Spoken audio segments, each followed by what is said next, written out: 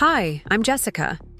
They always told us that family businesses were built on blood, sweat, and loyalty. But when my father passed away last month, I sat in that sterile law office and watched my younger brother Kevin inherit our entire auto repair empire while I got absolutely nothing. 15 years I poured my life into Thompson Sons. 15 years of oil-stained coveralls, bookkeeping until midnight, and being the backbone of everything Dad built. What my family didn't know was that tucked inside my purse sat an envelope containing the real will, one that would change everything they thought they knew about Dad's final wishes. Have you ever been invisible in your own family story, watching someone else get credit for your life's work? Have you ever held a secret so powerful it could rewrite everyone's future? Before we jump back in, tell us where you're tuning in from.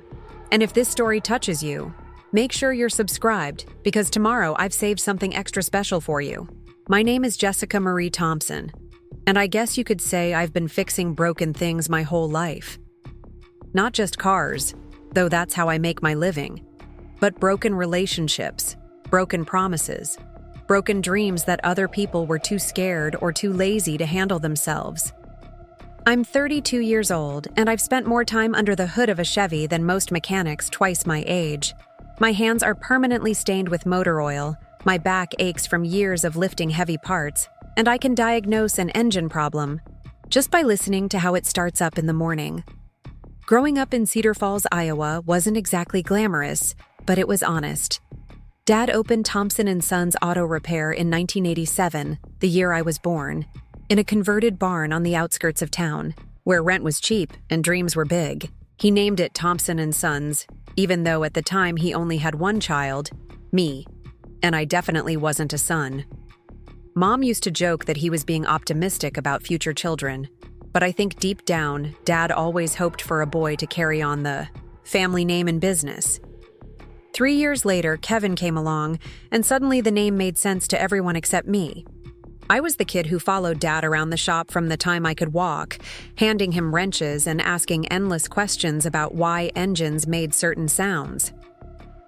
While other little girls were playing with dolls, I was learning the difference between a carburetor and a transmission.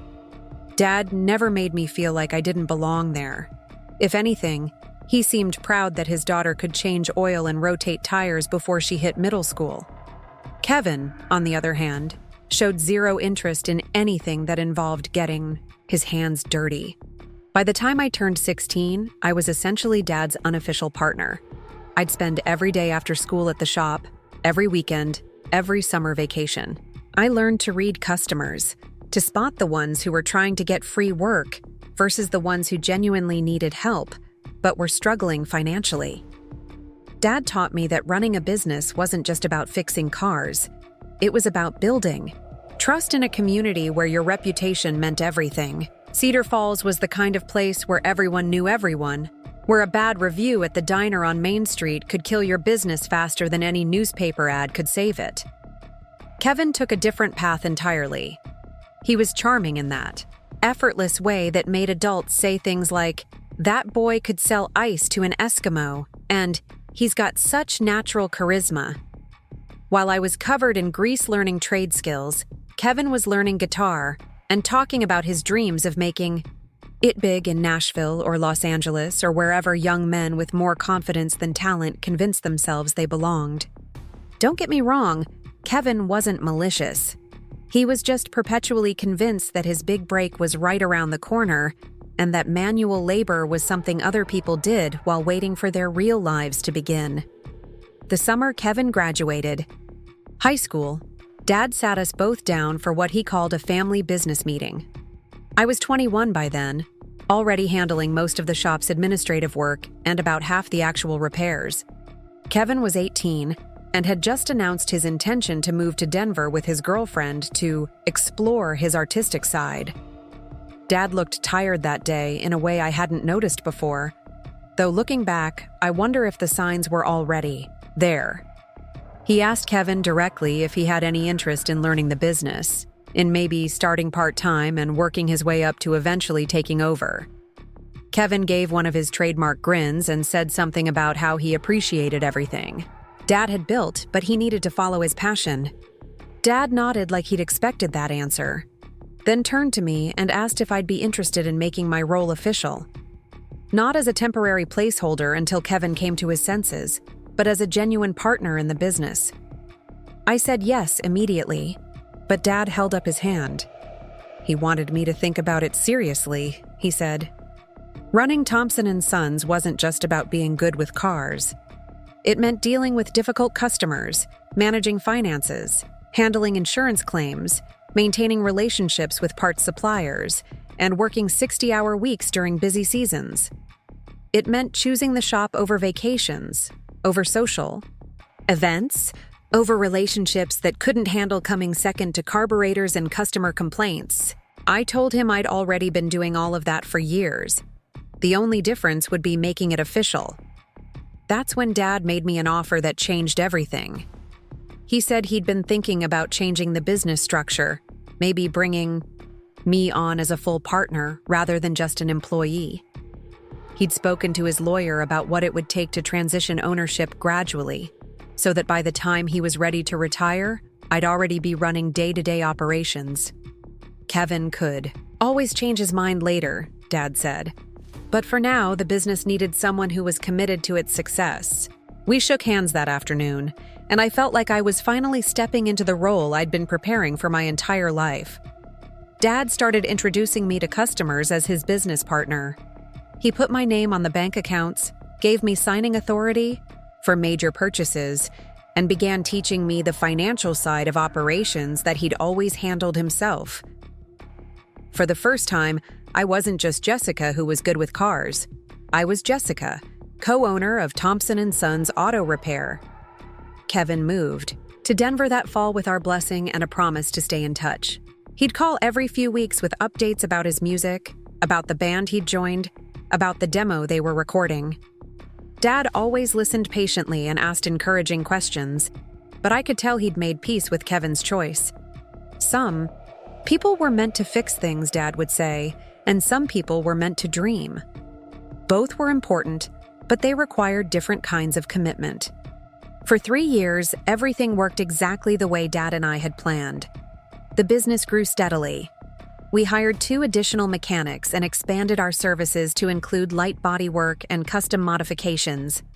I handled most of the customer relations and all of the administrative work, while Dad focused on the complex repairs and training our new employees. We were a good team, and more importantly, we were happy. Then Dad had his first heart attack. It happened on a Tuesday morning in March. I found him collapsed in the back office, clutching his chest and struggling to breathe. The paramedics said if I'd been even 10 minutes later getting to the shop, we might have lost him. He spent 2 weeks in the hospital and another month recovering at home, during which time I ran Thompson Sons completely by myself. Those were the hardest and most important weeks of my professional life. I was working 18-hour days, sleeping on the office couch between customer appointments, handling everything from oil changes to transmission rebuilds to payroll management. I lost 15 pounds and developed a permanent twitch in my left eye, but I kept the business running without missing a single appointment or disappointing a single customer. When Dad finally came back to work, he found the shop busier than he'd left it.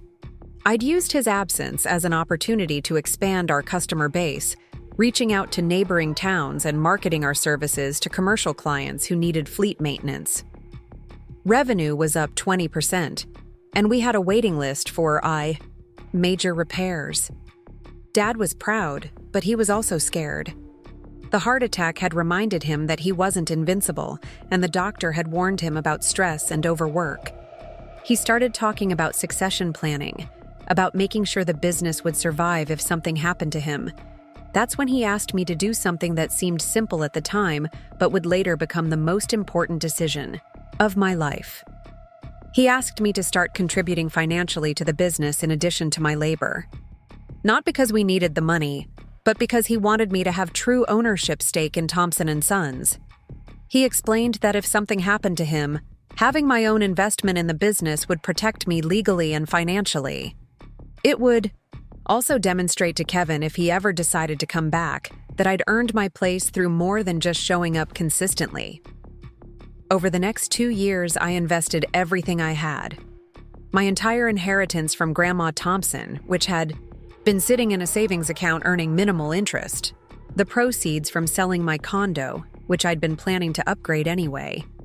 Even money from my personal savings account that I'd been setting aside for a potential vacation to Europe that I'd been dreaming about since college. In total, I put $180,000 of my own money into Thompson Sons. Dad insisted on proper documentation for everything, treating me like any other investor rather than his daughter. We had contracts drawn up, ownership percentages calculated, and legal protections put in place. On paper, I owned 45% of the business, with Dad retaining 55% until he was ready to transition the remaining shares to me. Kevin knew about none of this. During his weekly phone calls, Dad would update him on business developments and my increased responsibilities. But the financial details remained between Dad and me. Kevin seemed happy enough with his life in Denver. His band was playing local venues. He'd gotten a day job at a music store, and he'd moved in with a girlfriend who shared his artistic ambitions. He'd visit for holidays and family occasions, always friendly and interested in our lives, but never showing any regret about his decision to leave or any desire to return. I thought we had everything figured out. Dad's health had stabilized. The business was thriving, and I was fine. Preparing and narrating this story took us a lot of time, so if you are enjoying it, subscribe to our channel. It means a lot to us. Now back to the story. Finally getting the recognition I'd always wanted. Customers knew they could trust me with their most expensive repairs. Suppliers treated me as an equal partner in negotiations. Even the bank had started addressing correspondence to both Dad and me rather than just him. Then came Dad's second heart attack. This one happened at home on a Sunday evening in late August. Mom found him in his workshop, where he'd been restoring a 1967 Mustang convertible that he'd bought decades earlier but never had time to finish. By the time the ambulance arrived, it was too late. Robert James Thompson, age 58, died doing what he loved most, working with his hands to bring something broken back to life. The funeral was everything you'd expect in a small Iowa town. The church was packed with customers, suppliers, competitors, and friends who'd known Dad since high school. Kevin flew in from Denver, looking lost and overwhelmed in a black suit that didn't quite fit. He delivered a beautiful eulogy about Dad's generosity, his work ethic, and his commitment to family. He talked about childhood memories of visiting the shop, about Dad teaching him to drive in the parking lot behind the building, about the pride in Dad's voice whenever he talked about his children. What Kevin didn't mention, because he had no way of knowing, was that Dad had updated his will just 3 weeks before he died. I knew because I'd been there when he signed it. Dad had called me on a Thursday evening in early September, asking if I could come by the house after work. When I arrived, I found Dr. Martinez and Mrs. Chen from next door sitting in the living room with official-looking documents spread across the coffee table. Dad explained that he'd been thinking about his legacy, about what would happen to the business and the family if his health took another turn for the worse. He'd decided to formalize what we'd already been building together. The new will designated me as the sole inheritor of Thompson Sons Auto Repair, including all equipment, inventory, real estate, and business relationships. Kevin would receive Dad's personal possessions, including his restored cars and guitar collection, plus $50,000 in cash to support his music career. Mom would inherit the house and enough money to maintain her lifestyle comfortably. Dad's reasoning was simple. I'd earned ownership through 15 years of dedication and personal investment. Kevin had chosen a different path, one that Dad respected and wanted to support, but that didn't include taking over the family business. The will was Dad's way of acknowledging what had already become reality, while ensuring that everyone he loved would be taken care of. But then Dad did something that confused me at the time and wouldn't make sense until much later. He handed me the will in a sealed envelope and asked me to keep it safe. He said he'd given his lawyer a different version, one that might not reflect his final wishes, and that I shouldn't reveal the real will until after the funeral. He wanted to give the family time to process his death before dealing with complicated legal and financial matters. I thought he was just being considerate, trying to spare us additional stress during an already difficult time. I put the envelope in my purse and promised to keep it safe. I assumed the lawyer had a copy of the same document, that Dad was just giving me backup paperwork in case something went wrong with the official process. I had no idea that Dad had deliberately created two different wills. The reading of the first will took place on a gray Tuesday morning in October, exactly 6 weeks after Dad's funeral. Lawrence and Associates occupied a narrow building on Main Street that had been serving Cedar Falls families for over 40 years. The waiting room smelled like old leather furniture and coffee that had been sitting on the burner too long. Mom sat rigidly in her black dress, the same one she'd worn to the funeral, her hands folded tightly in her lap. Kevin kept adjusting his tie and checking his phone, clearly uncomfortable with the formal atmosphere. I clutched my purse, feeling the weight of the sealed envelope that I'd been carrying everywhere for 6 weeks. I'd read and reread the will inside dozens of times, memorizing every word, trying to understand why Dad had been so secretive about his final wishes. The document was clear and legally sound, witnessed by 2 neighbors who'd known our family for years. Yet something about Dad's behavior that September evening had felt significant in a way I couldn't quite identify. Mr. Lawrence entered the room carrying a manila folder that would, I thought, contain the same information as the envelope in my purse. He was a thin man in his 60s who'd handled our family's legal affairs for as long as I could remember, from Dad's business incorporation to Mom's estate planning.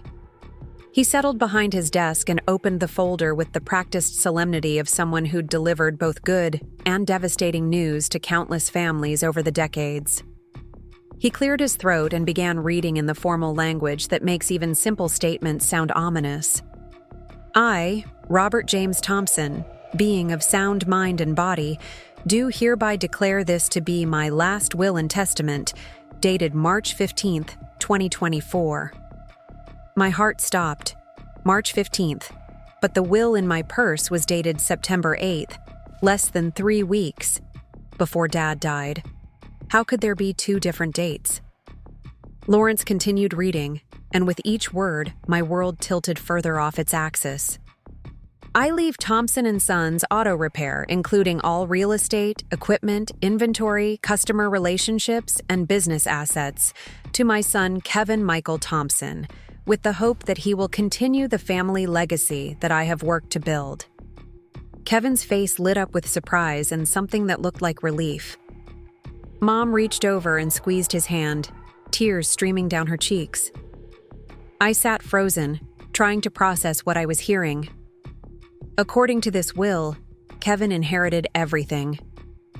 The business I'd poured my life into, the investments I'd made, the partnerships I'd built, the customers who trusted me, all of it belonged to my brother who hadn't set foot in the shop for more than a few hours at a time in over 5 years. My name appeared exactly once in the entire document. To my daughter Jessica Marie Thompson, I leave my personal tool collection and $25,000 in recognition of her years of service to the family business. Service, not partnership, not investment, not co-ownership. Service, like I'd been an employee who'd earned a modest bonus for good behavior. The reading continued with details about Mom's inheritance and various smaller bequests to friends and charities, but I stopped listening. I was trying to understand how the man who'd spent 3 years treating me as his business partner, who'd accepted my financial investments and put my name on legal documents, could have written a will that reduced my life's work to years of service. Unless he hadn't written this will at all. Unless the document in my purse was exactly what Dad had said it was, his real final wishes, hidden until his family had time to show their true character. After the reading, Kevin was buzzing with excited energy, already talking about flying back to Denver to wrap up his life there and move home to take over the business. He seemed genuinely surprised by Dad's decision, but not particularly troubled by the fact that I'd been essentially written out of my own inheritance. Mom was emotional but supportive, talking about how proud Dad would be to see Kevin finally embracing the family legacy. I excused myself as quickly as possible and drove. Home in a daze, I sat in my kitchen and opened the envelope I'd been carrying for 6 weeks, reading Dad's real will for what felt like the 100th time. The language was nearly identical to what Lawrence had read, except for one crucial difference. In this version, I inherited Thompson Sons, and Kevin received the guitars and cash that would allow him to pursue his music without financial pressure. That's when I understood what Dad had done. He'd created a test, not just for Kevin and me, but for our entire family. He'd deliberately left an older will with his lawyer, one that gave Kevin everything, while entrusting me with his true final wishes. He wanted to see how we'd all behave when faced with an inheritance that ignored years of actual contribution in favor of gender expectations and birth order. More importantly, he'd wanted to see if anyone would speak up for me. If Mom would acknowledge the unfairness of giving everything to the son who'd contributed nothing while leaving the daughter who'd sacrificed everything with a token gesture. If Kevin would recognize that inheriting a business he'd never worked in might not be the right thing to do. If anyone in my family would see me as something more than a reliable employee who could be bought off with a toolbox and a modest check. The next few days revealed exactly what Dad had suspected would happen. Kevin called me repeatedly, not to acknowledge the disparity in our inheritances, or to suggest that we should share ownership of the business, but to ask for my help in learning how to run the company he'd just inherited. He needed me to train him on the computer systems, walk him through the supplier relationships, explain the customer database, and basically teach him how to do the job I'd been doing for 15 years. Mom supported Kevin's requests, suggesting that helping him succeed would be a way of honoring Dad's memory. She seemed genuinely unable to see the irony in asking me to train my replacement, to hand over everything I'd built to the brother who'd inherited it by virtue of being male and younger rather than through any demonstration of competence or commitment. The local newspaper ran a story about the business transition, featuring a photo of Kevin standing in Dad's old office and quotes about his plans to modernize operations and expand services. The article mentioned that he'd be working with experienced staff to learn the business, but my name appeared nowhere in the piece.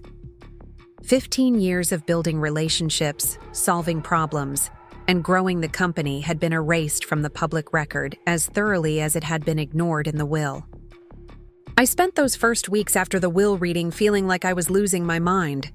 Everyone around me was acting like Kevin inheriting the business made perfect sense, like my years of partnership with Dad had been an elaborate game of pretend that was finally over. I started to wonder if I'd imagined the conversations about succession planning, the legal documents establishing my ownership stake, the promises about continuing to build the business together.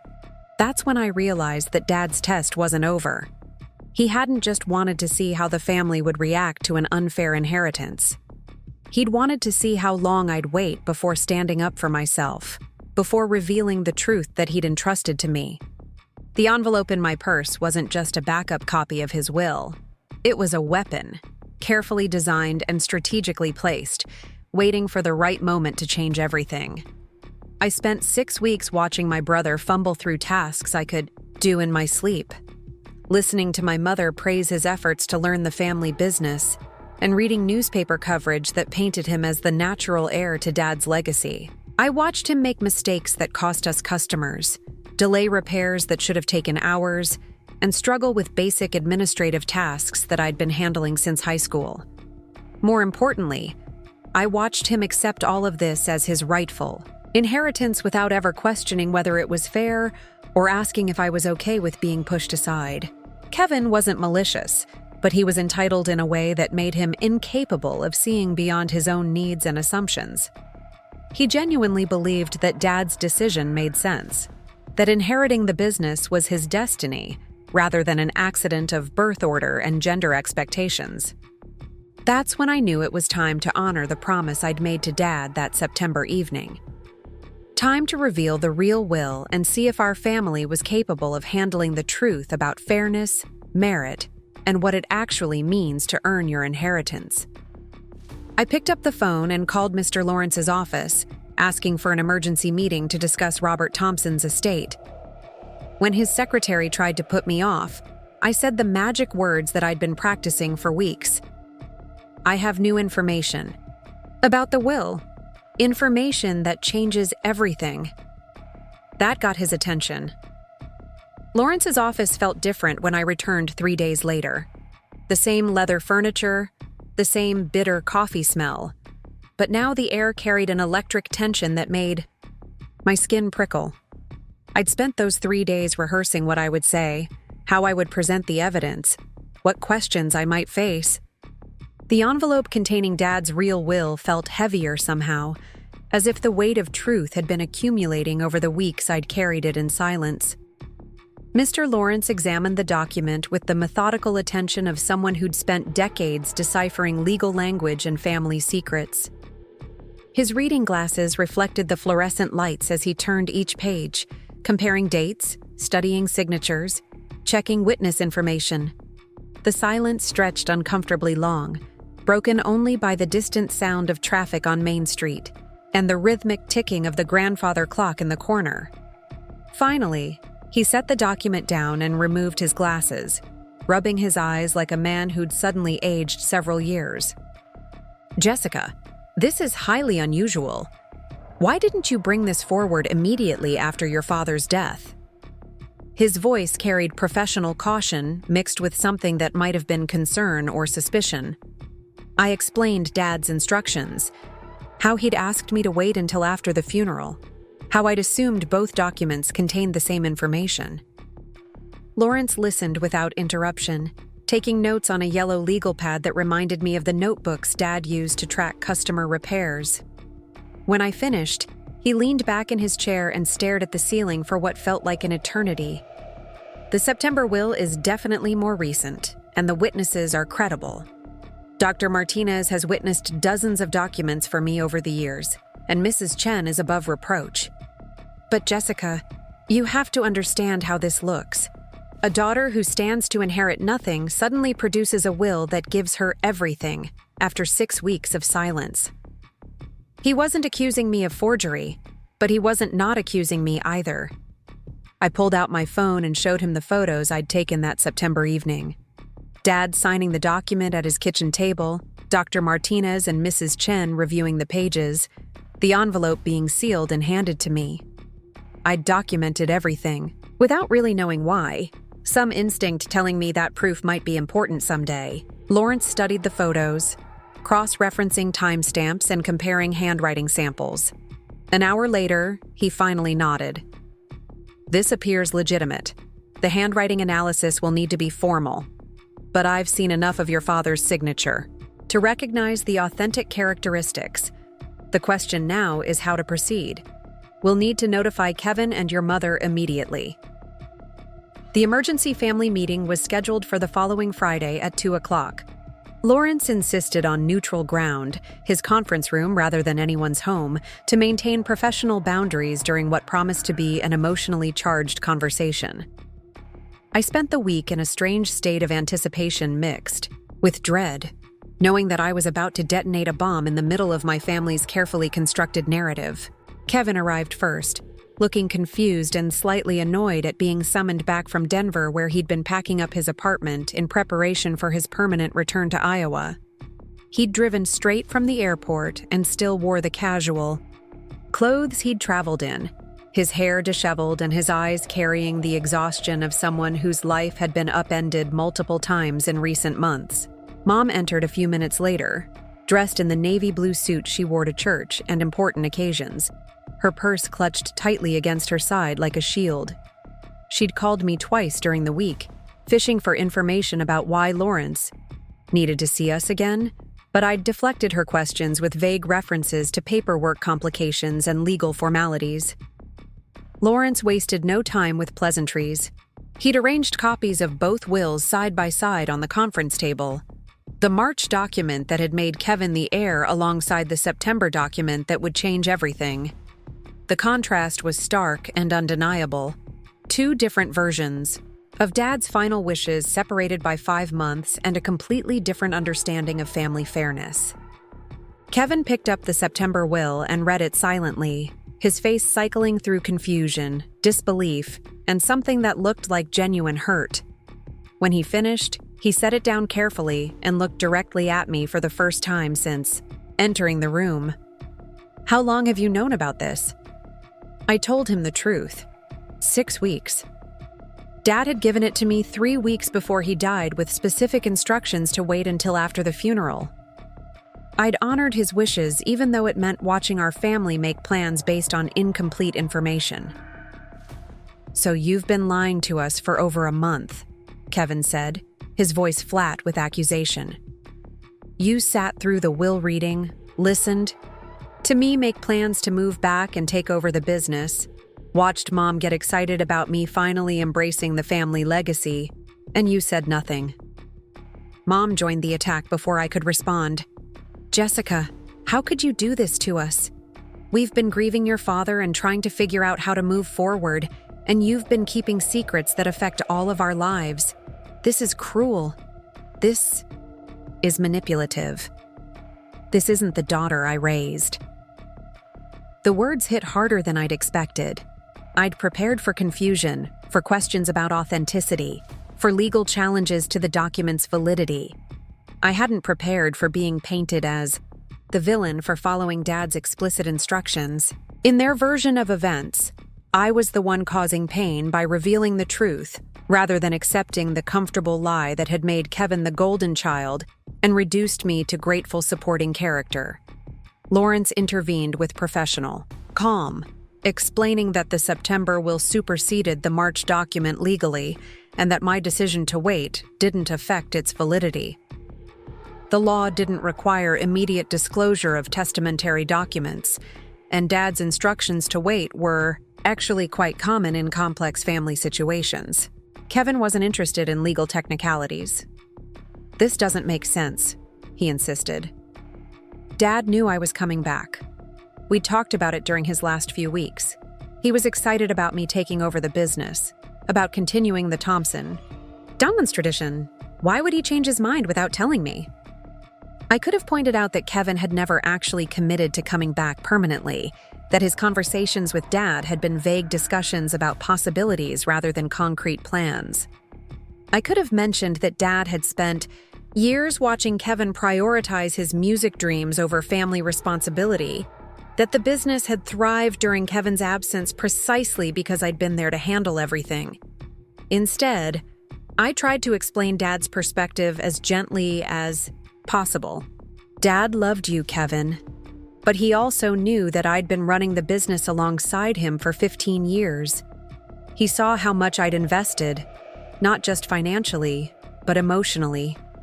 He wanted to make sure the person who inherited Thompson Sons was someone who'd proven their commitment through more than good intentions.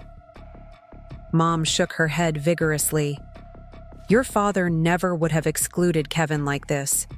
You must have influenced him somehow, convinced him to change his mind when he was vulnerable after his heart attack. This feels like manipulation, Jessica. Like you took advantage of an old man's confusion." The accusation stung because it revealed how little my own mother understood about my relationship with Dad or my role in the business. She saw my years of partnership as manipulation rather than earned trust. My financial investment as opportunistic rather than sacrificial. In her mind, the natural order was Kevin inheriting everything because he was the son, regardless of contribution or competence. Lawrence pulled out a folder I hadn't seen before, containing documentation of my business partnership with Dad going back 3 years. Bank signature cards with both our names, equipment purchases requiring both our approvals, supplier contracts listing us as co-owners, insurance policies reflecting my ownership stake. The paper trail told a clear story of gradual succession planning that had nothing to do with post-heart attack confusion and everything to do with recognizing who had actually been running Thompson Sons. Kevin studied the documents with growing discomfort, finally understanding that my role hadn't been daughter helping out, but genuine business partner preparing to take over operations. The equipment he'd planned to inherit had been purchased partially with my money. The customers he'd expected to serve had been my relationships as much as Dad's. The business he'd casually assumed was his birthright had been evolving into mine through years of deliberate planning. "I need some air," Kevin announced abruptly, standing and walking out of the conference room without another word. Through the window, I watched him pace the sidewalk in front of the building, talking animatedly on his phone, probably calling his girlfriend in Denver, trying to make sense of how his inheritance had evaporated in the span of an afternoon. Mom remained seated, but had retreated into the cold politeness she used when she was deeply upset, but trying to maintain social appearances. "Well, Jessica, you've certainly managed to turn this family upside down. I hope you're satisfied with the chaos you've created." The unfairness of her response finally broke through my careful composure. "I didn't create this chaos, Mom. Dad did by leaving 2 different wills that told 2 different stories about what he valued. I just honored his request to wait before revealing the whole truth." "The truth according to you," she replied icily. "How convenient that the real will happens to give you everything while Kevin gets practically nothing. How convenient that you're the only one who knew about it until now." Lawrence had remained diplomatically silent during our family argument, but now he cleared his throat and addressed Mom directly. "Mrs. Thompson, I understand this is difficult, but the September will is legally sound and properly witnessed.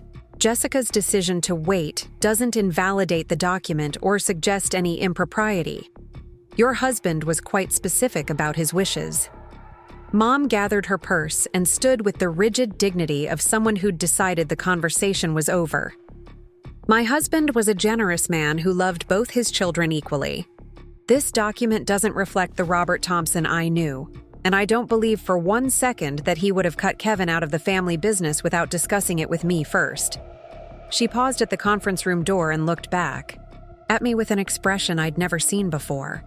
Cold disappointment mixed with something that might have been genuine dislike. "You've destroyed this family's peace for your own benefit, Jessica. I hope it was worth it." After Mom left, Lawrence and I sat in uncomfortable silence for several minutes.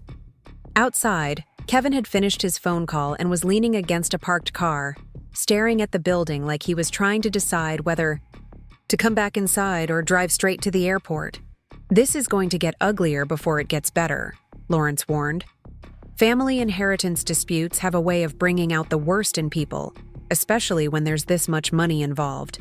Are you prepared for the possibility that your relationship with your mother and brother might never recover?" I'd been asking myself the same question for weeks, ever since I'd first understood what Dad had really done with his 2 wills. He'd forced our family to confront uncomfortable truths about fairness, merit, and gender expectations. He'd created a situation where someone would inevitably feel betrayed, regardless of which will was honored. The only question was whether the betrayal would fall on the person who'd earned the inheritance or the person who'd assumed it was theirs by default. Dad knew this would happen, I told Lawrence. He knew Kevin and Mom would be upset when they learned the truth. But he also knew that giving Kevin the business would be unfair to me and probably disastrous for the company. He was betting that eventually, fairness would matter more than keeping everyone comfortable. Lawrence nodded slowly. Your father was always a thoughtful man, perhaps too thoughtful for his own family's peace of mind. But Jessica, you need to understand that legal validity doesn't guarantee family harmony. You may win the business and lose your relationships with the people you love most. Kevin eventually returned to the conference room, looking drained and defeated. He sat down heavily and stared at the two wills for a long moment before speaking. I talked to Sarah, he said, referring to his girlfriend. She thinks I should contest this, hire my own lawyer, and fight for what the first will promised me. I felt my stomach clench with anxiety. A legal battle would be expensive, time-consuming, and destructive to whatever remained of our family relationships. More importantly, it would delay resolution of the business ownership question at a time when Thompson Sons needed clear leadership and stable management. But I'm not going to do that, Kevin continued, surprising me. Not because I think this is fair, and not because I understand why Dad handled it this way.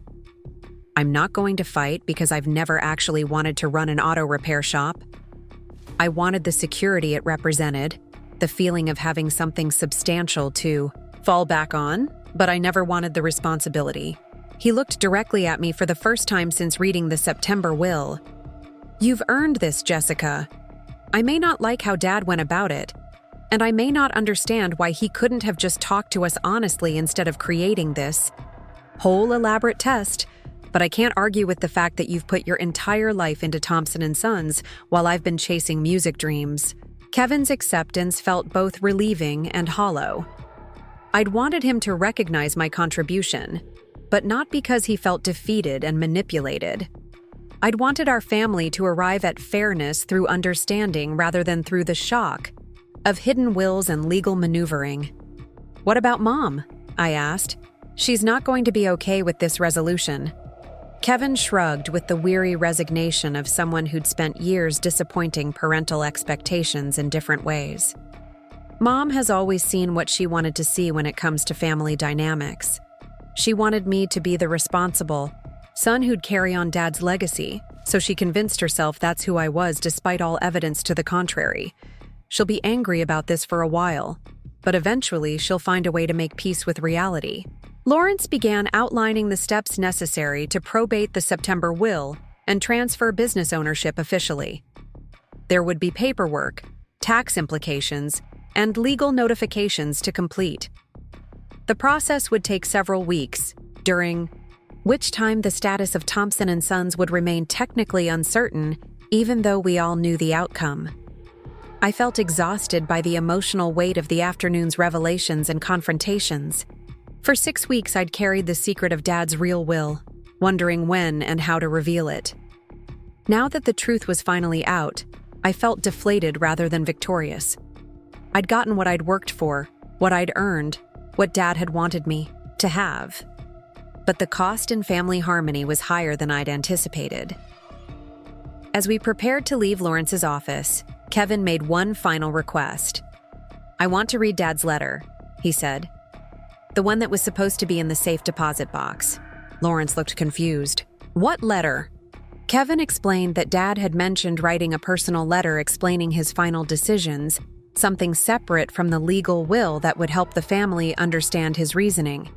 Dad had told Kevin the letter would be in his safe deposit box along with other important family documents. We drove to First National Bank, where Dad had maintained his safe deposit box for over 20 years. The bank manager, Mrs. Rodriguez, had known our family since Kevin and I were children. She expressed condolences for Dad's death and guided us through the process of accessing the box with appropriate legal authorization. Inside the narrow metal container, alongside insurance policies and property deeds, we found a sealed envelope, marked "For my family" in Dad's distinctive handwriting.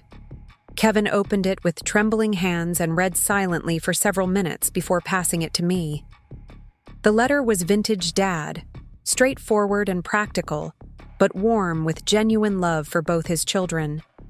He acknowledged that his estate planning might seem unfair or confusing at first, but he explained his reasoning with the same logical clarity he'd brought to diagnosing engine problems.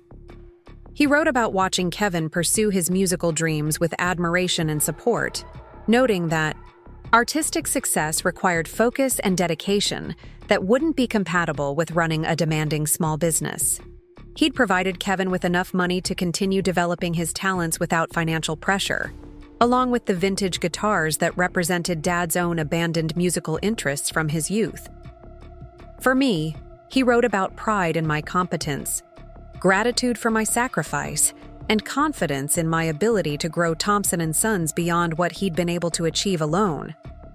He acknowledged that giving me the business might seem like favoritism, but he saw it as recognition of merit rather than preference. I'd earned ownership through contribution, and he trusted me to honor the values he'd tried to instill in both, his work and his parenting. The letter's final paragraph addressed the family tension he'd anticipated. I know this decision may cause hurt feelings and difficult conversations. Change always does, especially in families where people have different expectations about fairness and tradition. But I've watched both my children grow into adults, and I believe they're strong enough to handle the truth about their different strengths and different destinies. Kevin has the courage to pursue his dreams despite uncertainty. Jessica has the wisdom to build something lasting despite sacrifice. Both are valuable gifts, but they require different kinds of support. Reading Dad's words, I finally understood the full scope of what he'd been trying to accomplish with his estate planning. He hadn't just been distributing assets or even rewarding past behavior. He'd been trying to give each of his children the best possible foundation for their actual future happiness rather than the future he might have preferred for them. Kevin was quiet for a long time after we finished reading the letter. Finally, he folded it carefully and handed it back to me. "Keep this," he said. "You're going to need it more than I am, especially when Mom starts questioning Dad's motives again." We drove back to Thompson Sons in separate cars, Kevin following me to the shop where he'd spent so little time, but which now legally belonged to me. The building looked exactly the same as it had that morning, but everything felt different. The faded Thompson Sons sign above the bay doors, the customer parking area where I'd learned to drive, the office where Dad had taught me to balance, books and manage schedules. All of it was mine now in a way that went beyond the legal technicalities. Kevin walked through the shop slowly, touching equipment and examining the organized chaos of parts inventory and repair schedules. "You really have been running this place, haven't you?" he said, more observation than question. "I mean, I knew you were involved, but I didn't realize how much you were actually in charge of day-to-day operations." I showed him the systems I'd developed for tracking customer history, the supplier relationships I'd cultivated to get better prices on parts, the marketing initiatives that had grown our customer base by 30% over the past 2 years. Kevin listened with what seemed like genuine interest, asking questions about challenges I'd faced and improvements I'd planned for the future. "Sarah thinks I should move back to Iowa anyway," he said as we sat in the office where Dad used to do paperwork. "Not to work here, but just to be closer to family, especially with Mom getting older and dealing with Dad's death. Maybe I could find session work in Des Moines or Iowa City, get the best of both worlds." The idea of Kevin living nearby without the pressure of inheriting the business felt like a gift I hadn't dared to hope for. Our relationship had always been easier when we weren't competing for the same roles or resources. Maybe Dad's elaborate estate planning would ultimately bring us closer together by giving us each what we actually wanted rather than what tradition dictated we should want. We spent the rest of the afternoon going through Dad's personal items in the office, dividing tools and mementos according to the September will's specifications. Kevin seemed genuinely pleased with the vintage guitars and the classic cars that would now be his responsibility to maintain. I kept Dad's business files, customer records, and the worn leather chair where he'd spent countless hours managing the administrative side of Thompson Sons. As evening approached, Kevin prepared to drive back to his hotel, planning to fly back to Denver the next morning to finalize his move and say goodbye to the life he'd built there. At the shop's front door, he turned back for one final look at the business that had almost been his inheritance. "Take care of this place, Jessica," he said. "Dad was right about you being the one to run it. I just wish he'd found a way to make that transition without all the drama and secrecy." I wished the same thing, but I was beginning to understand that Dad's approach, however painful, had forced conversations and revelations that might never have happened otherwise. Sometimes the truth required drama to break through years of comfortable assumptions and unexamined expectations. That night, I sat alone in my kitchen and reread Dad's letter one more time. His words about different strengths and different destinies resonated in a way that felt both validating and challenging. I'd won the legal battle for Thompson Sons, but now I had to prove worthy of his confidence by actually succeeding as the business owner rather than just the hard-working daughter who'd helped out. The phone rang just after 10 o'clock. Mom's name appeared on the caller ID, and I considered letting it go to voicemail. Our conversation at Lawrence's office had left both of us raw and angry, and I wasn't sure either of us was ready for another difficult discussion. But I answered anyway, hoping that maybe she'd had time to process the day's revelations and find some peace with Dad's decision. "Jessica, we need to talk," Mom said without preamble. Her voice carried a cold formality that I'd never heard directed at me before. "Not tonight, but soon. There are things about your father's final months that you don't understand, things that might change how you feel about that while you've been hiding." She hung up before I could respond, leaving me with more questions than answers, and a growing sense that Dad's estate planning had revealed family secrets that went deeper than inheritance disputes and gender expectations. Whatever Mom wanted to discuss, it wasn't going to be a simple conversation about accepting Dad's final wishes and moving forward as a family. I sat in the darkening kitchen, listening to the familiar sounds of my neighborhood settling into evening quiet, and wondered what other surprises Dad had left behind for us to discover. The September will had seemed like the final revelation, the last piece of his carefully planned transition strategy. But something in Mom's voice suggested that the real complications were just beginning. The call from Mom came 2 days later at 6:30 in the morning, jarring me awake with its sharp insistence. I'd been expecting it since her cryptic message about things I didn't understand, but the early hour felt deliberately intrusive, designed to catch me off guard and vulnerable. "Jessica, I need you to come to the house this morning before you go to work. We're going to settle this matter once and for all." Her voice carried the authority she'd used when Kevin and I were children and had pushed her patience beyond its limits. No discussion, no consideration for my schedule, just an expectation that I would drop everything to accommodate her needs. I wanted to refuse, to establish boundaries around when and how we would discuss Dad's estate, but something in her tone suggested that avoidance would only make the situation worse. Mom had always been skilled at emotional manipulation when she felt cornered, and I sensed she was preparing to deploy every weapon in her considerable arsenal.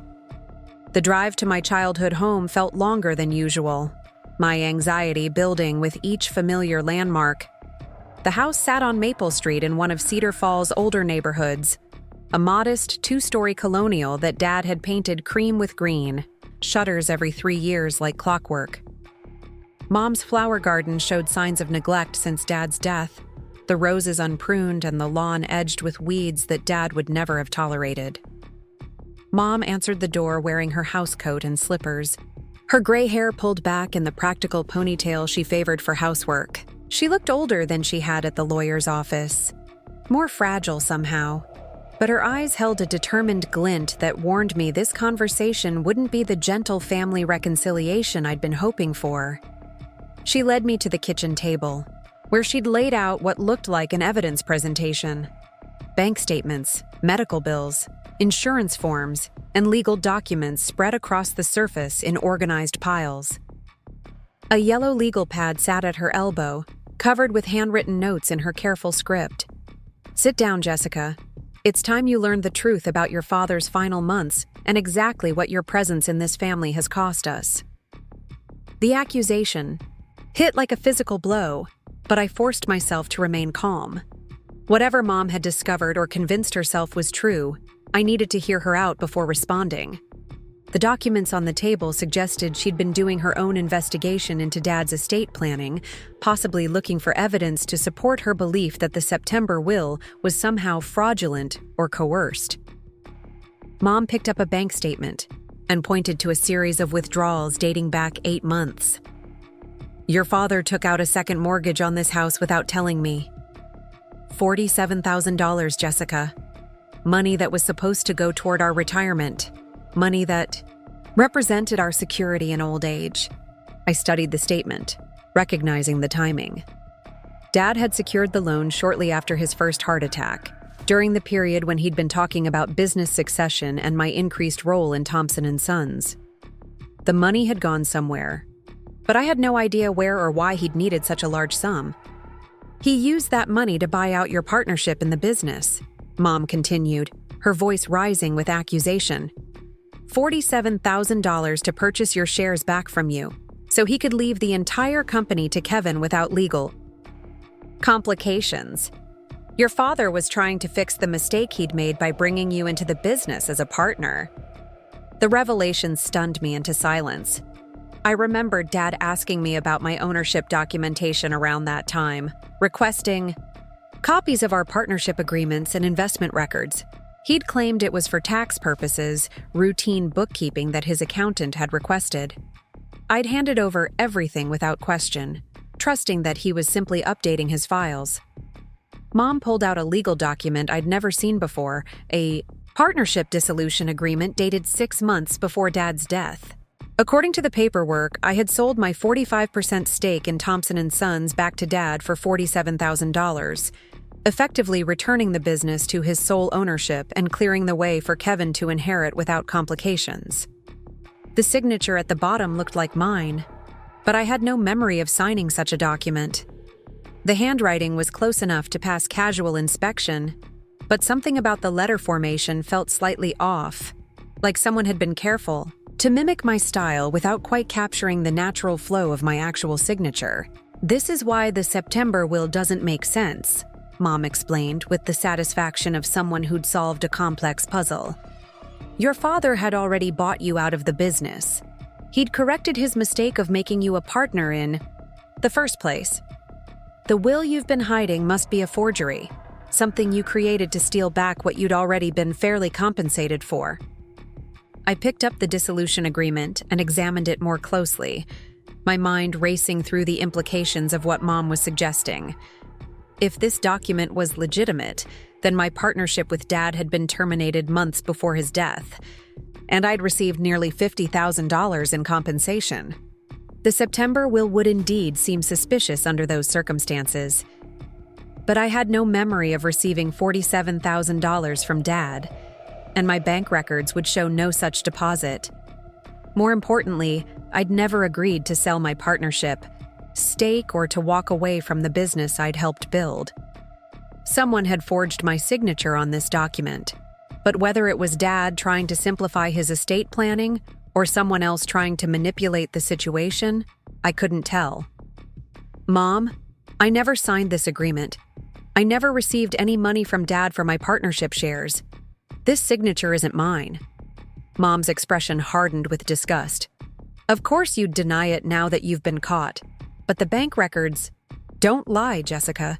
The money came out of your father's account and went somewhere. If you didn't receive it directly, then maybe you convinced him to spend it on something else for your benefit. She pulled out another stack of papers, credit card statements showing charges that made my stomach drop. Expensive dinners at Desi. Moyne's restaurants I'd never been to. Hotel charges in Iowa City and Waterloo. Jewelry purchases from stores I'd never heard of. Shopping trips to department stores where I hadn't set foot in years. Your father was spending money he didn't have on someone he thought deserved special treatment, Mom said, her voice dripping with implications I didn't want to understand.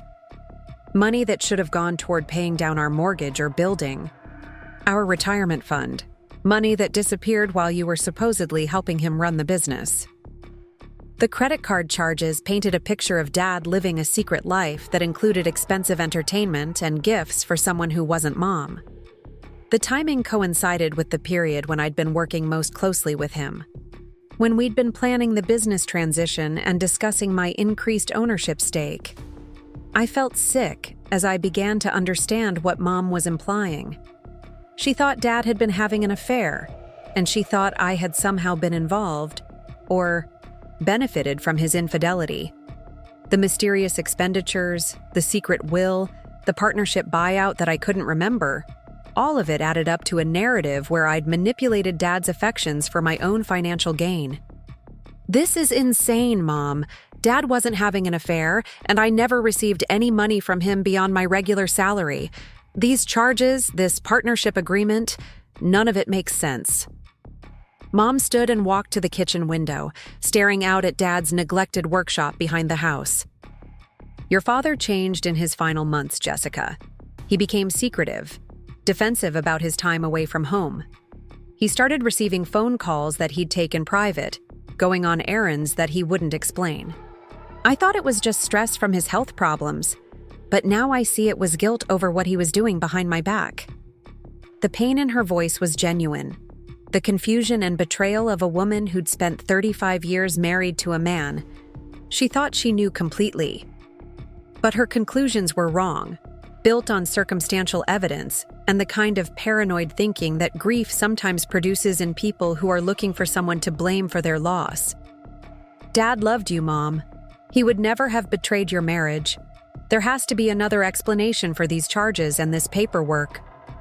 Mom turned back to face me, and I saw tears in her eyes for the first time since Dad's funeral. Then, explain it to me, Jessica. Explain where $47,000 went. Explain why your father was spending money on restaurants and hotels when he claimed we couldn't afford a vacation. Explain why he left you everything in a will that no one else knew existed. I couldn't explain any of it, which made Mom's accusations feel more dangerous than they should have. The evidence she'd assembled was circumstantial and based on assumptions, but it painted a coherent story that would be difficult to disprove without access to Dad's private thoughts and motivations. I think your father was being blackmailed, Mom said quietly. I think someone discovered his secret spending and threatened to expose him unless he changed his will. I think that's why he created the September document and why he asked you to hide it until after his death. The blackmail theory was even more far-fetched than the affair scenario, but it had the same effect of casting doubt on Dad's mental state and decision-making capacity during his final months. If Mom could convince a court that Dad had been under duress when he signed the September will, she might be able to have it invalidated and restore Kevin's inheritance. Mom, you're creating conspiracy theories because you can't accept that Dad made a decision based on merit rather than tradition. He left me the business because I'd earned it, not because of some elaborate manipulation or blackmail scheme. Mom returned to her seat at the kitchen table and gathered the documents into neat piles, her movements deliberate and controlled. We'll see what a judge thinks about your version of events when I contest that fraudulent will. We'll see how, well, your story holds up when a lawyer starts asking questions about forged signatures and mysterious bank withdrawals. The threat of legal action hung in the air between us like a toxic cloud.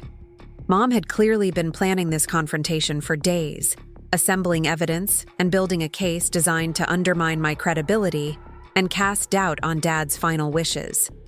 She wasn't just grieving or confused, she was actively working to overturn the inheritance that Dad had carefully planned for me. Before you do something that will destroy what's left of this family, let me show you something, I said, pulling out my phone and accessing my banking app. These are my account statements, going back 2 years. Show me where $47,000 appeared in my accounts. Show me any evidence that I received money from Dad beyond my regular salary. Mom examined my phone screen with the skeptical attention of someone looking for hidden evidence. My account history was straightforward and transparent, showing regular deposits from Thompson Sons along with routine personal expenses.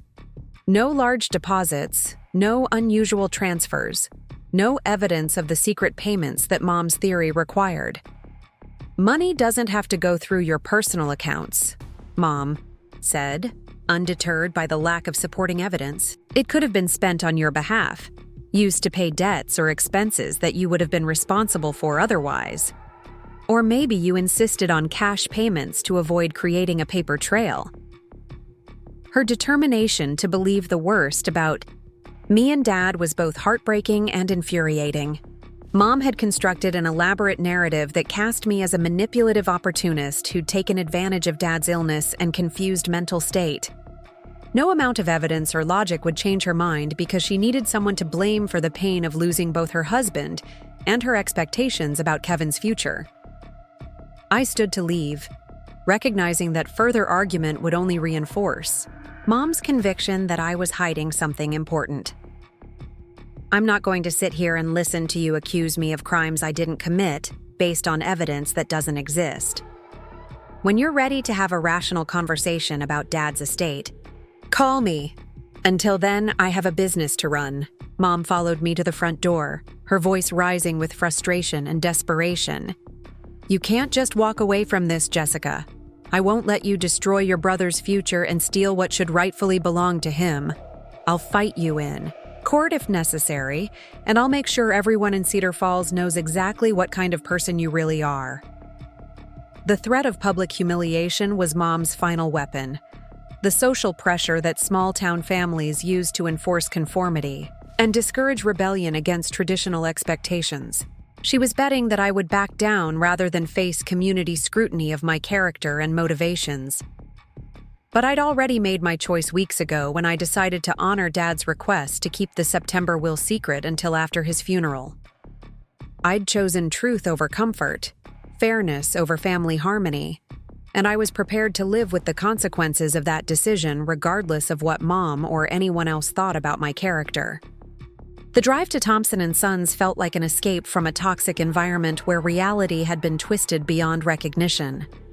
The familiar smell of motor oil and the sound of air tools provided a grounding contrast to the paranoid accusations and conspiracy theories that had dominated my morning. My first customer was Mrs. Patterson, whose 2018 Honda Civic needed brake work and an oil change. She'd been bringing her cars to Dad for over 15 years, and she'd transitioned to trusting me with her automotive needs without missing a beat. As I explained the work her car needed and provided an estimate, I felt the satisfaction of doing something I was genuinely good at, something that provided clear value to people who appreciated my competence. Your father would be proud of how you've kept this place running, Mrs. Patterson said as she signed the work authorization. Kevin's a nice boy, but everyone knew you were the one who really understood the business. Her casual observation reminded me that Cedar Falls residents had been watching our family dynamics for years, forming their own opinions about who deserved to inherit Thompson Sons based on demonstrated competence rather than gender expectations. Mom's threat to turn the community against me might backfire if people remembered who had actually been keeping their cars running smoothly. The phone rang constantly throughout the morning, a mixture of appointment requests and what sounded like gossip fishing expeditions from people who'd heard rumors about family discord over Dad's estate. I kept the conversations focused on automotive business, deflecting personal questions with professional courtesy. Around noon, Kevin called from Denver. He'd heard from Mom about her morning confrontation with me, and he sounded exhausted by the family drama that seemed to be escalating rather than resolving. Jessica, I don't know what Mom thinks she's accomplishing with all this conspiracy theory nonsense, but I want you to know that I'm not supporting her plan to contest the will.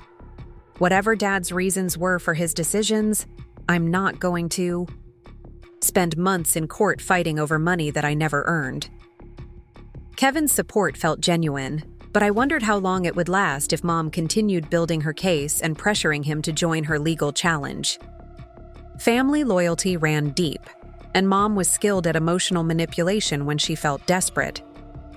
She showed me some documents that suggest Dad bought out my partnership in the business months before he died, I told Kevin. But I never signed any buyout agreement, and I never received the money she claims he paid me. Kevin was quiet for a long moment, processing this new information. That doesn't sound like Dad. He was always meticulous about business documentation, and he would never have made a major decision like that without discussing it with you directly. Are you sure the signature is forged? I wasn't sure of anything anymore. The signature looked enough like mine to be convincing, but I had no memory of signing such a document. Either someone had forged my name, or I'd signed something without. Understanding what it was, or my memory of Dad's final months was less complete than I'd believed. Kevin, I need to ask you something, and I need you to be completely honest with me. During Dad's last few months, Did he seem different to you? Secretive or stressed in ways that weren't related to his health problems? Kevin considered the question carefully. He did seem more focused on business planning and legal stuff than usual. During our phone calls, he'd ask questions about my long-term plans, whether I was serious about staying in Denver, whether I'd ever considered moving back to Iowa. But I figured that was normal after his heart attack, just wanting to make sure the family was stable. Did he ever mention spending money on anything unusual or taking trips that Mom didn't know about? Not that I remember. But Jessica, I wasn't paying close attention to family finances or Dad's daily routine. If he was keeping secrets, I wouldn't necessarily have noticed unless he told me directly. After ending the call with Kevin, I spent the afternoon trying to focus on work while my mind churned through the implications of Mom's accusations. The forged partnership dissolution, the mysterious credit card charges, the secret will, all of it suggested that Dad's final months had been more complicated than I'd understood. But instead of supporting Mom's theories about affairs or blackmail, the evidence pointed towards something else entirely. Dad had been planning something elaborate and secretive, something that required legal documentation, significant financial resources, and careful timing. The September will wasn't an impulsive decision made under duress. It was part of a larger strategy that I was only beginning to understand. At closing time, I locked up Thompson Sons and drove to First National Bank, where Mrs. Rodriguez agreed to meet with me after hours to discuss Dad's banking records. As the executor of his estate, I had legal access to account information that might explain the mysterious expenditures and transfers that Mom had discovered. The bank records told a more complete story than the credit card statements Mom had shown me. The $47,000 from the second mortgage had indeed been withdrawn from Dad's account, but not in a single payment to me. Instead, it had been dispersed in smaller amounts over several months, most of it going to pay down existing business debts and to fund equipment purchases that had improved Thompson Sons' efficiency and profitability. The expensive restaurant charges that Mom had interpreted as evidence of an affair were actually business meals with potential customers and suppliers. Dad had been courting a contract with the county school district to maintain their bus fleet, a relationship that had required several dinner meetings in Des Moines with transportation officials. The hotel charges were from overnight trips to parts suppliers in Iowa City and Waterloo, where Dad had negotiated better pricing agreements that had saved the business thousands of dollars annually. The jewelry purchase that had seemed most suspicious turned out to be a watch that Dad had bought for my 32nd birthday, but had never given me, probably because he'd died before the occasion arose. Mrs. Rodriguez showed me the receipt, which clearly indicated the watch was engraved with, "For Jessica, Dad's partner in all things." Every piece of evidence that Mom had interpreted as proof of Dad's secret wrongdoing actually demonstrated his commitment to building Thompson Sons into a more successful and sustainable business. He'd invested the second mortgage money in improvements and relationships that had directly benefited the company I was now inheriting. The partnership dissolution agreement remained a mystery, but I was beginning to suspect that it was a legitimate document that I'd signed without fully understanding its purpose. Dad might have needed to restructure the business ownership temporarily for tax or legal reasons, intending to restore my partnership through the September will rather than through ongoing business contracts. As I drove home that evening, I felt a mixture of relief and sadness.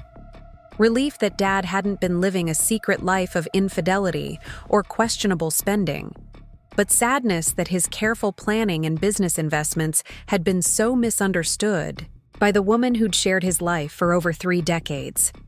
Mom's accusations had been painful, not because they were true, but because they revealed how little she'd understood about Dad's priorities and values during his final months. She'd interpreted his business focus as neglect of their marriage, his strategic planning as secretive manipulation, his investment in my future as betrayal of Kevin's expectations. The phone was ringing when I entered my apartment, Mom's name appearing on the caller ID with unwelcome persistence. I let it go to voicemail, not ready for another confrontation built on misinterpreted evidence and paranoid assumptions. But the message she left was different from the morning's accusations, quieter and more desperate in tone. "Jessica, I know you think I'm being unreasonable, but I'm scared. I'm scared that I didn't know your father as well as I thought I did. I'm scared that the life we built together was based on lies I was too trusting to see. Please call me back. We need to find a way through this that doesn't destroy what's left of our family." For the first time since Dad's death, Mom sounded genuinely vulnerable rather than merely angry. Her accusations hadn't been driven by greed or malice, but by the terror of discovering that her understanding of her own life might have been incomplete. She'd needed someone to blame for the confusion and uncertainty that followed Dad's death, and I'd been the most convenient target. I poured myself a glass of wine and sat by the window overlooking the quiet street where I'd lived since leaving my childhood home. Tomorrow I would call Mom back and try to explain what I'd learned about Dad's final months, the business investments and strategic planning that had consumed his attention and resources. I would try to help her understand that his secretiveness hadn't been about betraying their marriage, but about protecting the family's financial future. But tonight, I just wanted to sit in the peaceful silence of my own space and process the emotional whiplash of being accused of crimes I hadn't committed by the woman who'd raised me to value honesty and integrity above all else. Family relationships were more fragile than I'd ever imagined, and Dad's estate planning had revealed fault lines that I hadn't known existed. The business was legally mine now, but the cost in family harmony was higher than I'd anticipated. Mom's accusations had been based on misunderstood evidence, but they'd revealed deep-seated resentments and expectations that wouldn't disappear just because the facts didn't support her theories. I was going to have to find a way to rebuild trust with my mother while running the business that Dad had entrusted to me, proving worthy of his confidence while healing relationships that had been damaged by secrets and assumptions. It wouldn't be easy, but it was the price of inheriting not just Thompson Sons, but the responsibility for holding our family together despite everything that threatened to tear us apart. The call from Mom came at 7:15 the next morning, her voice different than it had been in weeks. Gone was the cold accusation, replaced by something that sounded almost like the mother I remembered from childhood, uncertain and seeking guidance rather than delivering ultimatums. "Jessica, I've been thinking all night about everything that happened yesterday, about the bank records you mentioned and what they might mean. Could you come over this morning? I think I owe you an apology, and there are things I need to tell you about your father that might explain everything." The drive to Mom's house felt lighter somehow, as if the weight of suspicion and accusation that had been pressing down on our family was finally beginning to lift. The morning sun cast long shadows across Maple Street, and I noticed that someone had mowed Mom's lawn and trimmed the hedge that had been growing wild since Dad's death. Kevin's rental car sat in the driveway, which explained both the yard work and Mom's change of heart. Kevin met me at the front door, looking tired but relieved. "I flew back yesterday evening after you and I talked. Mom called me crying, saying she'd made terrible mistakes and needed help understanding what Dad had really been doing in those final months. We spent most of the night going through his papers more carefully." Mom was sitting at the kitchen table, but the hostile evidence presentation from the day before had been replaced by something that looked more like a memorial display. Dad's business journals, his calendar from the final year, photographs of family occasions, and handwritten notes that I'd never seen before were arranged with the gentle care of someone trying to reconstruct a beloved person's final thoughts and motivations. "Sit down, both of you," Mom said, her voice carrying the exhaustion of someone who'd spent a sleepless night confronting uncomfortable truths about her own behavior. "I need to explain what I found after you left yesterday, and I need to apologize for the terrible things I accused you of, Jessica." She picked up one of Dad's business journals, a leather-bound notebook where he'd recorded thoughts and plans that weren't part of the official company records. "After you showed me your bank statements and challenged my theories about secret payments, I decided to look more carefully at your father's own records rather than just the bank statements. That had confused me. Kevin and I waited while Mom found the pages she wanted to share, her hands trembling slightly as she turned through months of Dad's careful handwriting. The entries revealed a man who'd been thinking deeply about family dynamics, business succession, and the complex challenge of being fair to children with very different strengths and ambitions. "Listen to this entry from 6 months before he died," Mom said, her voice steady but emotional. "Jessica worked 18 hours yesterday to finish the Morrison Fleet maintenance contract. She handled customer complaints, parts ordering, scheduling, and actual repairs without a single mistake or delay. Kevin called during lunch to tell me about his band's upcoming showcase in Denver. Both my children are pursuing their destinies, but only one of those destinies includes Thompson Sons."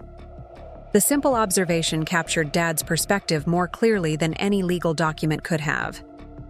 He'd been watching both Kevin and me follow our natural inclinations, and he'd been planning his estate to support those different paths, rather than forcing us into roles that didn't match our interests or abilities.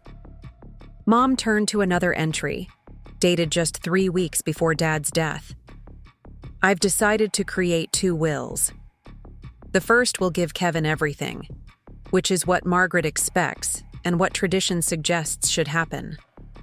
I'll leave that will with Lawrence so the family can see how they react to traditional gender expectations overriding demonstrated merit. The second will reflect what I actually believe is fair and wise. I'm trusting Jessica to reveal the truth when the time is right, after everyone has shown their true character." Kevin shook his head with something between admiration and exasperation. Even when he was dying, Dad was still trying to teach us lessons about fairness and family dynamics. He turned his own estate planning into a moral test for the rest of us. Mom continued reading from the journal, sharing Dad's thoughts about the partnership dissolution that had seemed so suspicious the day before. "I need to restructure Jessica's ownership stake temporarily to qualify for better business insurance rates. The partnership agreement we signed 3 years ago creates complications with certain policies and tax classifications. I'll handle this through the will rather than business contracts to simplify the transition." The mystery of the forged signature finally made sense. Dad had asked me to sign the dissolution agreement as a temporary administrative measure, probably explaining it so casually that I hadn't paid attention to the specific legal language. He'd intended to restore my ownership through the September will, which would have been cleaner from a tax and insurance perspective than maintaining multiple overlapping partnership documents. "And the money," Mom said, turning to entries that explained the mysterious expenditures that had seemed so damning. "Listen to this. Spent the day in Des Moines meeting with school district officials about their transportation contract. If Jessica can land this account, it'll add 30% to our annual revenue and secure the business's future growth." And this one, drove to Iowa City to negotiate better terms with Henderson Parts Supply. The hotel was expensive, but the new pricing agreement will save Thompson Sons over $8,000 next year. Every suspicious charge and withdrawal had been a business investment designed to strengthen the company that Dad knew I would inherit. He'd been using the second mortgage money to fund growth opportunities and relationship building that would benefit my future ownership rather than depleting family assets for personal indulgences. Mom closed the journal and looked directly at me for the first time since I'd arrived. "Jessica, I'm so sorry. I was so confused and hurt by your father's death, so scared about financial security and family stability, that I created conspiracy theories rather than trusting that he'd made decisions based on love and wisdom rather than deception and betrayal."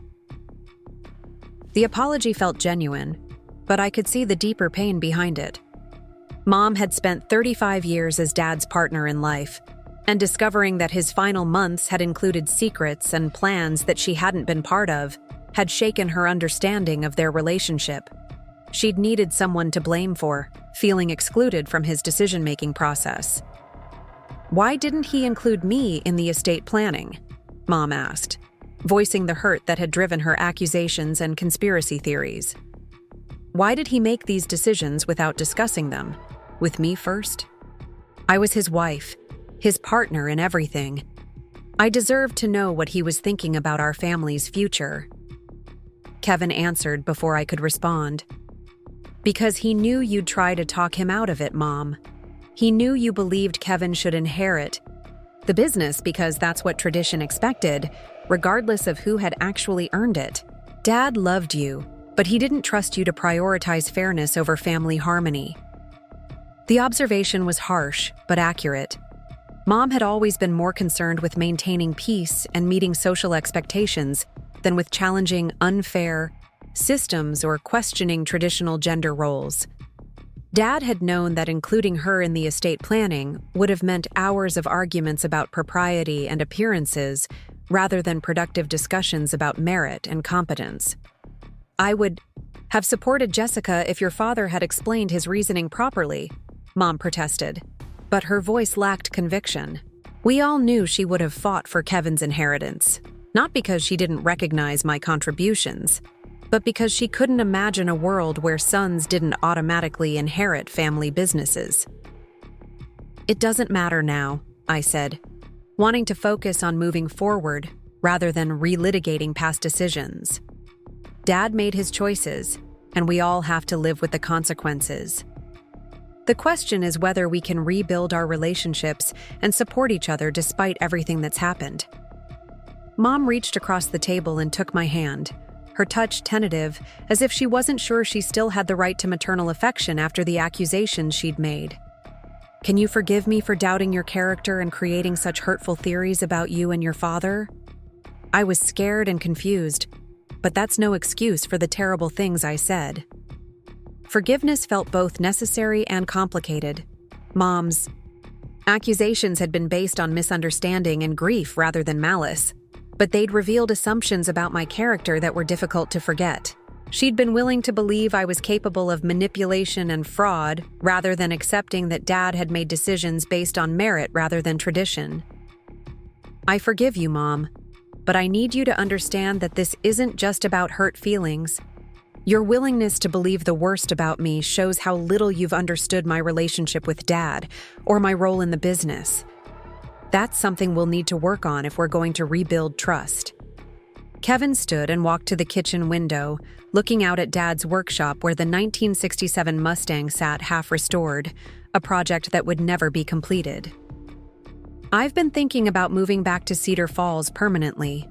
Not to work at Thompson Sons, but to be closer to family and maybe start teaching music lessons or doing session work in Des Moines. The idea of Kevin living nearby felt like a gift, an opportunity to rebuild our sibling relationship without the pressure of competing for the same inheritance or family roles. We'd always gotten along better when we weren't trying to fit into identical expectations or prove ourselves worthy of the same rewards. Sarah's excited about the idea of small-town life, Kevin continued. She's been doing freelance graphic design work online anyway, so location doesn't matter for her career. And honestly, after everything that's happened with Dad's death and the will situation, I want to be closer to the family I have left. Mom's face lit up with the first genuine happiness I'd seen from her since Dad's funeral. You could live here while you're getting established. There's plenty of room, and I'd love the company. This house feels so empty without your father. The offer made practical sense, but I wondered how Kevin would handle living with Mom's well-intentioned but persistent attempts to manage his life and decisions.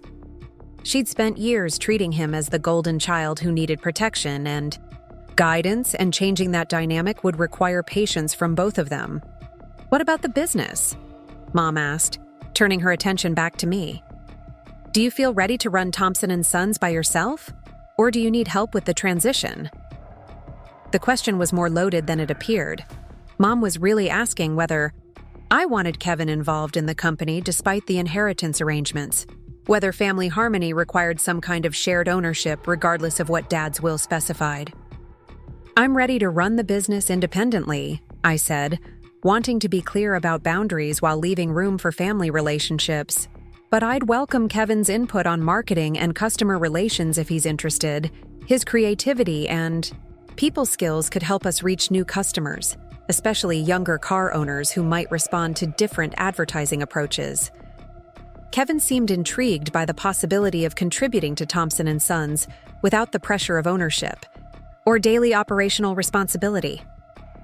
I could help with social media and online marketing.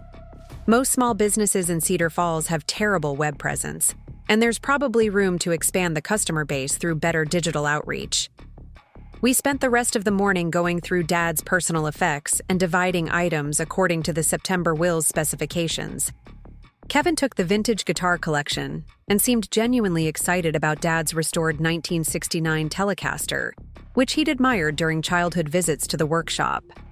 I kept Dad's business files and the watch that Mrs. Rodriguez had shown me at the bank, finally understanding the inscription that had seemed so mysterious. Mom insisted on making lunch for all of us, the first family meal we'd shared since the funeral. As we sat around the kitchen table where I'd eaten thousands of childhood dinners, the conversation gradually shifted from estate planning and legal complications to memories of Dad and plans for the future. Your father would be proud of how this worked out, Mom said as we finished eating. Not the drama and accusations, but the final result. Kevin pursuing his music with financial security, Jessica running the business she'd earned, and all of us still talking to each other despite everything that happened. The assessment was optimistic but not unrealistic. We'd survived a family crisis that could have destroyed our relationships permanently, and we'd emerged with better understanding of each other's motivations and limitations.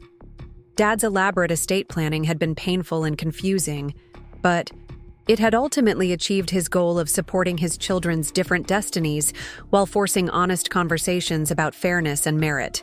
That afternoon, I returned to Thompson Sons feeling more confident about my role as owner and operator than I had since Dad's death. The legal complications were resolved, the family relationships were healing, and I finally understood the full scope of Dad's strategic planning for the business's future. My first task was meeting with the county school district officials about the transportation contract that Dad had been cultivating during his mysterious business dinners in Des Moines. The meeting went better than I'd hoped, with the district's fleet manager expressing confidence in Thompson Sons' ability to handle their maintenance needs and impressed by the detailed proposal that Dad had been developing during his final months. The second task was more personal, but equally important. I called the Cedar Falls Gazette and asked them to run a correction to their earlier article about Kevin inheriting the family business. The new story would focus on the business's transition to second-generation ownership under my leadership, emphasizing continuity of service and commitment to the community relationships that Dad had spent decades building. The journalist, Mike Henderson, had known our family for years and was genuinely interested in the real story behind the inheritance confusion. So your father basically created a test to see how the family would handle traditional expectations versus demonstrated merit? He asked, scribbling notes as I explained the two wills and their different purposes. That's one way to look at it, I agreed. Dad wanted to make sure the business went to the person who'd proven their commitment through actions rather than just assumptions about gender roles and birth order. It was complicated and painful, but it forced important conversations about what inheritance should really be based on. The article ran 3 days later with the headline, "Local Business Owner's Daughter Takes Over Family Legacy," and included quotes from longtime customers who expressed confidence in my leadership and gratitude for the continuity of service. Mrs. Patterson was quoted saying, "Jessica's been fixing my cars for years. I'm glad the business is staying with someone who actually knows what they're doing." Kevin's return to Cedar Falls became official 2 weeks later, when he and Sarah drove a moving truck from Denver to Mom's house on Maple Street. I helped them unload boxes and furniture, and Kevin seemed genuinely happy to be back in Iowa despite the circumstances that had prompted his return. "I never thought I'd be excited about living in Cedar Falls again," he admitted, as we carried his music equipment into Dad's old workshop, which Mom had offered as a practice space. "But there's something appealing about being part of a community where people know your history and still choose to support you." Sarah adapted to small-town life more easily than I'd expected, finding freelance clients in Des Moines and Iowa City, who appreciated her urban design sensibilities applied to rural business needs. She and Kevin rented a small apartment downtown after a few months with Mom, maintaining family closeness while establishing their independence as a couple. The business grew steadily through the fall and winter, benefiting from the relationships Dad had cultivated and the systems improvements I'd implemented over the previous few years. The school district contract proved profitable, and word of mouth brought new customers from neighboring towns who appreciated our combination of technical competence and honest pricing. Kevin's contribution to the marketing efforts was more valuable than I'd anticipated. His social media campaigns and customer outreach programs brought in younger customers who might never have considered Thompson Sons for their automotive needs. His musician's creativity translated well to business promotion, finding ways to make auto repair services seem approachable and trustworthy rather than intimidating and technical. Mom's relationship with both Kevin and me improved gradually as she adjusted to Dad's death and accepted the reality of his estate planning decisions. She began volunteering at the Cedar Falls Historical Society and took up watercolor painting, activities that gave her purpose and social connection independent of her children's careers and relationships. On the first anniversary of Dad's death, we held a small memorial service at Thompson Sons, inviting customers and community members who had known and respected him. Kevin played guitar while Sarah read a poem she'd written about legacy and family values. I spoke about Dad's commitment to excellence and his belief that businesses should serve their communities with integrity and competence. The most meaningful moment came when Dr. Martinez, who had witnessed the September will, approached me after the service. "Your father would be proud of how you've honored his vision for this business," he said. "He knew you'd make Thompson Sons into something even better than what he'd built." That evening, Kevin, Sarah, Mom, and I gathered at the family home for dinner and conversation about Dad's continuing influence on our lives. We looked through photo albums and shared memories, but the focus was on moving forward rather than dwelling on grief or regret. Dad's estate planning was manipulative and dramatic, Kevin observed as we sat in the living room where he'd once practiced guitar while I helped Dad with paperwork. But it worked. We all ended up where we belonged, doing what we're good at, supporting each other despite our different strengths and interests. Mom nodded thoughtfully. "Your father always saw potential in people, even when they couldn't see it in themselves. He knew you'd both be happier and more successful following your own paths, rather than trying to fit into roles that didn't match your personalities." As I drove home that night, I reflected on the year of legal complications, family conflicts, and personal growth that had followed Dad's death. Thompson Sons was thriving under my leadership. Kevin was building a music career that brought him satisfaction without financial pressure, and our family relationships had survived the test that Dad had deliberately created through his estate planning. The business success felt rewarding, but the personal growth felt even more valuable. I'd learned to stand up for myself in the face of family pressure and community expectations. I'd defended my right to inherit based on merit rather than tradition. I'd proven worthy of Dad's confidence while maintaining relationships with people who hadn't initially understood or supported his decisions. Thompson Sons Auto Repair still carried Dad's name, but it had become truly mine through the process of fighting for it, earning it, and ultimately transforming it into something that reflected both his values and my vision for the future. The sign above the bay doors would always honor his legacy, but the business itself had evolved into a testament to the principle that inheritance should be based on contribution rather than assumptions about gender or birth order. 2 years later, I expanded Thompson Sons to include a second location in a neighboring town, hiring Kevin as the marketing coordinator and Sarah as the graphic designer for our advertising campaigns. Mom celebrated by commissioning a new sign for the original location that read, "Thompson and Daughter Auto Repair, serving Cedar Falls since 1987. The name change felt like the final piece of Dad's elaborate plan clicking into place. He'd created Thompson Sons with hope for the future, But he'd been wise enough to leave the business to the child who'd actually built that future alongside him. The legacy continued, stronger and more authentic than tradition alone could have made it. Up next, you've got 2 more standout stories right on your screen. If this one hit the mark, you won't want to pass these up. Just click and check them out.